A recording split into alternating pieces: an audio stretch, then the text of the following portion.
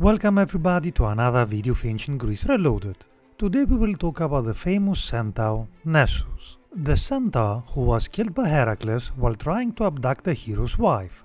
By the way, if you like the video, please hit the like button and subscribe to our channel so as to stay tuned for upcoming videos. Overall, Nessus is one of the named centaurs in Greek mythology, and arguably, Nessus ranks alongside Chiron as one of the most famous of all the centaurs. Nessus, along with all the other centaurs, is commonly said to have been the offspring of the foolish king Ixion and Nephele, the cloud crafted by Zeus to expose Ixion's ploy. Also, according to some other sources, the parentage of the various groups of centaurs may vary. Nessus was said to have initially resided upon Mount Pelion, the mountain of Magnesia in Thessaly. The centaurs were named as cousins of the Lapiths, and when Pirithous was to marry Hippodamia, the centaurs, Nessus included, were invited to the festivities. As wine flowed, the centaurs got more and more drunk, and as they did so, their savage nature came to the forefront. And so, the centaurs decided to abduct all of the females from the wedding baguette. There were though other guests at the wedding, including Theseus, Peleus and Nestor, and as the centaurs tried to go after the women, the heroes took up arms to fight the centaurs. In the ensuing battle, which became known as the Centauromachy, many centaurs were killed. The centaurs that survived were forced to leave Magnesia, and Nessus was one of them. Nessus would find a new home for himself, in the land through which the river Evinos flowed.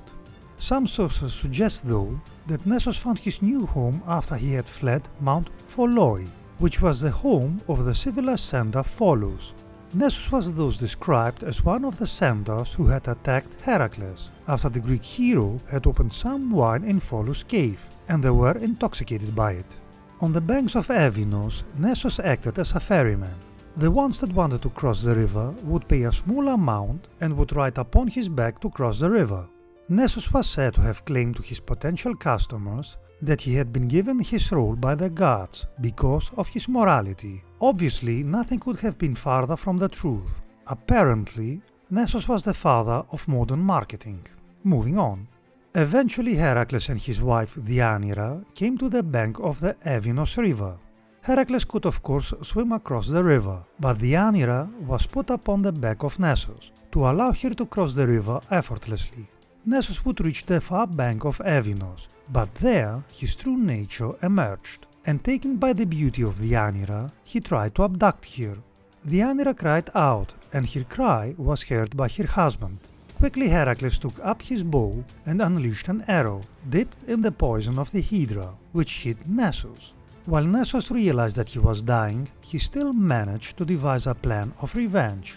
Realizing that his blood had been poisoned by the venom of the Lernaean Hydra, Nessus quickly convinced Deianira that his blood was a love potion, a potion that would reignite Heracles' love for his wife if it ever waned. As Nessus died, so Deianira collected up some of his blood. Years later, Deianira feared that Heracles was on the verge of leaving her for Iole, so Deianira anointed a shirt with the blood of Nessus.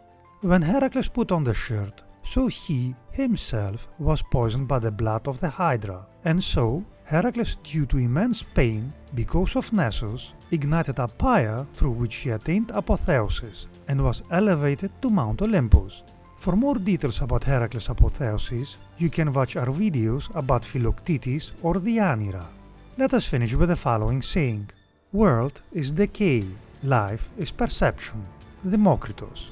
That being said, remember guys to hit the like button and subscribe to our channel, it would help us a lot. Thanks for watching and stay tuned for upcoming videos.